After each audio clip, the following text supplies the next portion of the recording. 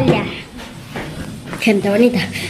Estamos aquí con un nuevo video para el canal y vamos a contarle la historia de Tweety, mi otra pajarita. Bueno, mi primera pajarita, que ahí está. Bueno, todos dirán, ¿por qué la tenés en una jaula? Porque mi abuela. Pregúntenle a mi abuela, porque yo no tengo ningún sentido acá, ¿entienden? Así que, bueno, vamos a seguir. Bueno, nosotras con mi mamá fuimos a caminar y todo eso, y a comprar unas cosas.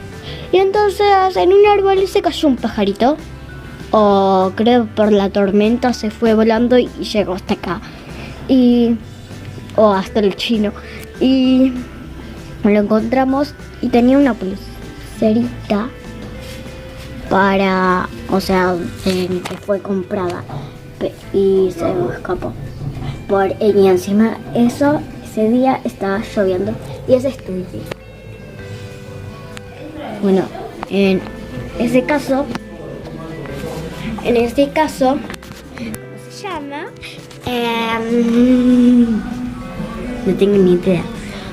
Por ese caso, salvamos a Tweety.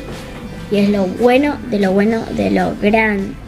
buenísimo para encontrar a Tweety. Así que, bueno, vamos acá. Esta es la historia de mi bebé. Tenemos a la segunda pajarita, que no tenemos nombre. Y le puse una pelota para que juegue si puede jugar. Esto para lavarle o mojarle, para bañarle técnicamente. Vamos a hacer así rápidamente y la seco con un algodón y listo.